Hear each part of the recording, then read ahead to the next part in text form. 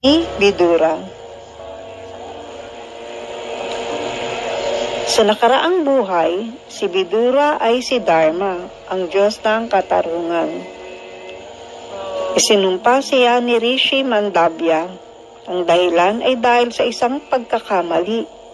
Isang araw, si Rishi Mandavya ay maling naparusahan at nadaplisan ng sibat dahil sa maling pagkakasangkot sa isang krimen. Nagtanong siya kay Dharma kung bakit siya naparusahan kahit walang masamang intensyon. Sinagot ni Dharma na ito ay dahil nakapatay siya ng isang maliit na insekto noong bata pa siya.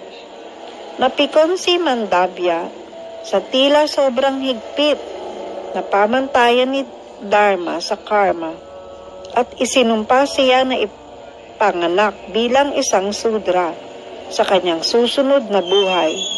Ang sudra ang pinakamababang uri sa caste system. Dahil dito, si Dharma ay muling ipinanganak bilang si Vidura, isang sudra. Ngunit may mataas na karunungan at espiritualidad. Si Vidura ay anak ni Vyasa, ang may akda ng Mahabharat, at isang babaeng alipin. Dahil dito, bagamat siya ay isang anak ng isang dakilang rishi, siya ay itinuring na sudra dahil sa mababang uri ng kanyang ina. Siya ay kinikilalang bilang isang matalinong tagapayo sa korte ng Hastinapur. Tinagurian siyang mulat sa Dharma at kadalasang nagbibigay ng mabuting payo sa mga Kauraba at Pandava. Madalas siyang pinagkakatiwalaan ng mga taong naghahanap ng karunungan. Ang insidente ng Lakshagriva o bahay ng Lak ay isa sa mahalagang bahagi ng Mahabharat. Si Duryodhana, ang panganay na Kauraba, ay naiinggit sa mga Pandava dahil sa kanilang tagumpay, higit na mga katangian at pagiging popular.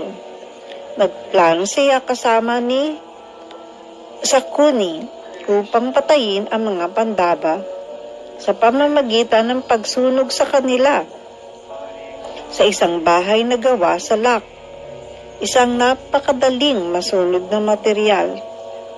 Inutusan niya si Purochana, isang tapat niyang lingkod, upang itayo ang bahay at tiyaking ito ay masusunog ng mabilis. Si Vidura, na nauunawaan ang masamang balak ni Duryodhana, ay lihim na nagbigay ng babala kay Yudhishthira, ang panganay na Pandava. Sa isang pag-uusap, ginamit niya ang mga salita at metapora upang ipaliwanag ang banta ng hindi nahahalata ng iba. Dahil dito, naging handa ang Pandava sa plano ni Duryodhana. Si Vidura rin ang nagpadala ng isang manggagawa upang gumawa ng isang lihim na lagusan, underground tunnel, mula sa bahay ng Lak. Ginawa ito upang makapagtago ang mga Pandava sakaling masunog ang bahay.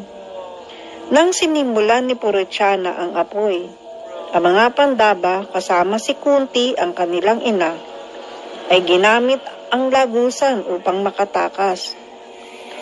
Upang linlangin ang mga tao, iniwan nila ang mga katawan ng 5 taong nanginginom na nasa bahay, kaya't inaakala ng lahat na namatay at nasunog ang Pandavas. Sa buong insidente, si Vidura ang tunay na bayani. Bagamat hindi siya direktang kumikilos, ang kanyang payo at mga pagpaplano ang nagligtas sa buhay ng mga Pandava. Ang kanyang motibasyon ay hindi lamang ang pagmamahal sa mga Pandava, kundi ang pangangalaga sa Dharma. Alam niyang mali ang balak ni Duryodhana at ginawa niya ang lahat upang itama ang mga bagay. Si Vidura ang kumakatawan sa Dharma at ang pagiging makatarungan. Madalas niyang pinupuna ang mga maling gawain sa korte, kabilang na ang mga balak ni Duryodhana laban sa mga Pandava.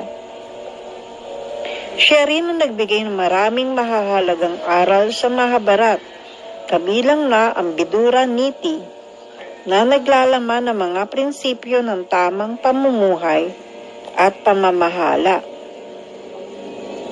Matapos ang digmaan sa Kurukshetra, si Vidura ay nagretiro sa kagubatan upang tahimik na gugulin ang natitirang bahagi ng kanyang buhay sa pagme-meditate.